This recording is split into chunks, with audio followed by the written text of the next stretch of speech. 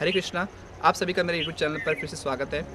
तो जैसा कि आप देख रहे होंगे कि मेरे चैनल पे जो भी कंटेंट है वो सारा एग्रीकल्चर से रिलेटेड है। तो मेरी 2 वीडियोस पे आ चुकी है, तो जिन लोगों ने नहीं देखा है वो उसको देखें, और जिन लोगों ने मेरे चैनल को सब्सक्राइब नहीं किया उसको सब्सक्राइब करें। तो आज हम आए हैं हमारे गाँव के एक फार्म हाउस में, जो इन्होंने बहुत एक खाली जगह पड़ी थी, तो इसको यूज़ करने के लिए इन्होंने बहुत सारी अलग अलग तरह की वैरायटी की सब्जियाँ इसमें उगाई है। तो आज हम उनसे ही इन्फॉर्मेशन लेने वाले हैं कि उन्होंने कैसे इसमें उगाया है, कितनी मेहनत लगती है और क्या क्या इसमें खाद डालना पड़ता है। तो मैं उनको बुलाना चाहूँगा। मेरा नाम नारायण लाल पटेल है और केजल रहता हूँ, और 1 बीघे की ज़मीन है, उसमें हमने 5 बीघे में सब्जी करना काम शुरू किया है। इसमें हमने गोबर का खाद डाला है, ना केमिकल खाद बिल्कुल नहीं डाला है, और जैविक खाद डाला है। और इसमें सब्जी की है तो पहले हमने ये पत्ता गोभी की, फिर फूल गोभी की है, और बढ़िया लग रही है और हमारा आनंद आ गया है। और आगे खेती और भी की है, जैसे लहसुन की खेती की है वो बढ़िया है, प्याज की खेती की है वो भी बढ़िया है, टमाटर की खेती की है तो बढ़िया है, धनिया, पालक, मेथी, गाजर, चुकंदर, ये बहुत सारी सब्जी आनंद से हो रही है, जैविक खाद से और गोबर खाद से। मेरे को आनंद आ गया है और अभी स्टार्टिंग किया है और स्वयं घर के लिए बनाया, खाने के लिए आनंद आ गया। तो आपको क्या लगता है कि इसमें कितनी मेहनत लगती है? इसमें तो बहुत मेहनत करनी पड़ती है, कि जितनी मेहनत होगी उतना फ़ायदा होगा, मेहनत नहीं करेंगे नहीं होगी। तो इसमें स्टार्टिंग में क्या करना पड़ता है? जैसे कि अपने को सब्जी उगानी है, तो स्टार्टिंग में अपने को क्या क्या करना पड़ेगा इसके? पहले स्टार्टिंग में इस खेत को समतल करके पाटा लगा के, बैल से खेती की है, पाटा लगा के समतल करना पड़ता है, फिर इसकी हकाई करनी पड़ती है। उसके बाद गोबर की खाद डालना पड़ता है, गोबर की खाद डालने के बाद वापस उसकी हकाई करनी पड़ती है, हकाई करने के बाद जैविक खाद को बोया जाता है। इस जैविक खाद को बोने के बाद इसका अलग अलग खंड में क्यारियाँ बनाई जाती है। क्यारियाँ बनाने के बाद क्या किस क्यारी में क्या करना है उसके नंबर वाइज से करते हैं। पहले हमने गोभी कर डाली, गोभी करने के बाद लहसुन की किया है, लहसुन करने के बाद प्याज से किया है, प्याज से वापस धनिया किया है, धनिया से अदरक, चुकंदर, धनिया, मेथी, पालक, टमाटर, ये बहुत अलग किया। मेरे को आनंद आ गया और घर के लिए खाना बनाने के लिए किया है।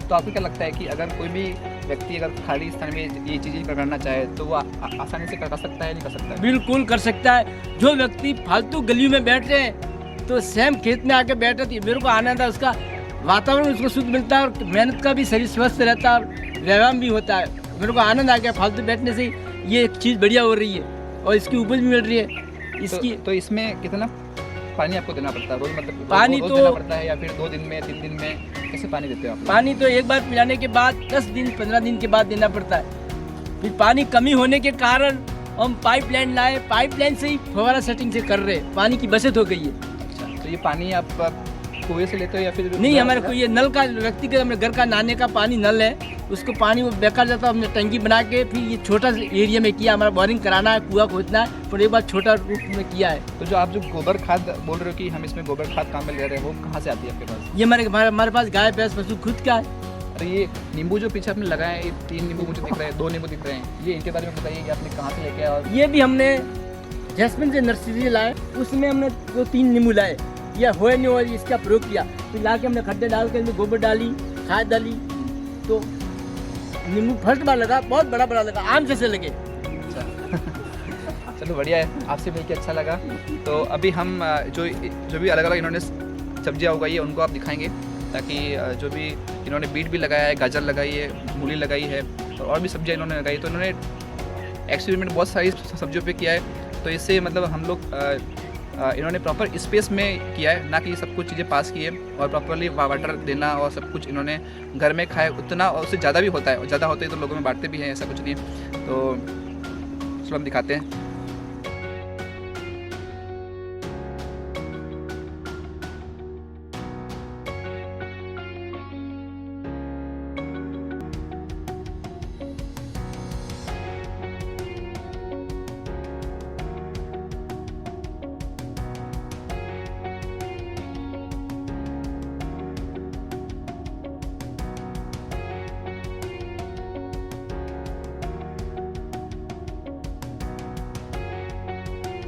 तो आप हमें ये बताइए कि यहाँ पे कौन कौन सी सब्जी आपने लगाई है, और यहाँ पे देखो मुझे पपीता अलग अलग हाइट के दिख रहे हैं, तो इनके बारे में बताइए हमें थोड़ा सा।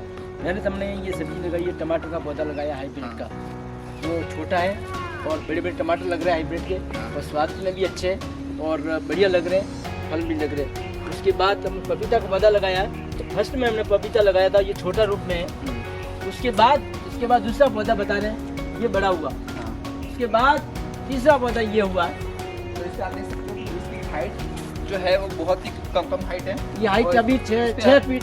अभी से फल लगना स्टार्ट हो गए, तो इसमें जो फल का जो साइज़ होता है वो बड़ा होता है। अभी वो जब बड़ा होगा तो अपन एक और वीडियो बना कर दिखा देंगे आपको कितना बड़ा होता है। तो ये बीज स्पेशली लाए हैं ये बता रहे थे कि वो पैकेट 300 रुपये का आता है, उसमें 1 ग्राम बीज आते हैं, उसमें 30 से 40 बीज आते हैं।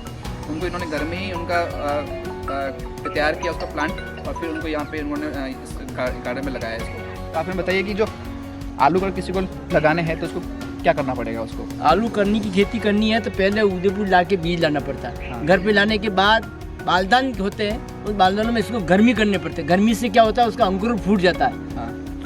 एक आधा इंच के अंकुर फूट जाते हैं छोटे छोटे। तो उसमें अपने को पानी डालने की जरूरत नहीं है? पानी नहीं डालने की, कोई अपने आप निकल जाएंगे। हाँ। उसके बाद निकलने के बाद अपन को पता पड़ गया, इसके मुंह खुल गए, बड़े बड़े हो गए। उसके बाद या खेती करने के बाद वो पाला बना देते हैं। पाला उसमें खाद डालना पड़ता है, गोबर डाल, जैविक खाद डालने के बाद पाले बढ़िया हाथ से करना पड़ता है, पावड़े से। हाँ। पावड़े से करने के बाद हम आलू काट देते हैं। उसके अंगूर कटने नहीं चाहिए, ये छोटे छोटे टुकड़े करके फिर एक एक आलू डालते हैं, फिर मिट्टी डाल देते हैं। उसको बड़ा होने के बाद ये पौधा निकलता है। और इसमें क्या क्या ध्यान रखना पड़ता है अपने को? कुछ नहीं, इसको पानी पिलाना पड़ता है, निंदाई गुड़ाई करनी पड़ती है। इसमें खाद दवाई डालना पड़ता छाट लो, दूसरे मच्छर से आते हैं तो 1-2 बार दवाई छाटते हैं। तो अब खाद का क्या ध्यान रखना पड़ता है? ये गोबर खाद और ये जैविक खाद, राख डाली हुई अपने, राख भी डाल। राख से ये होता है कि ये उपजाऊ रहता है।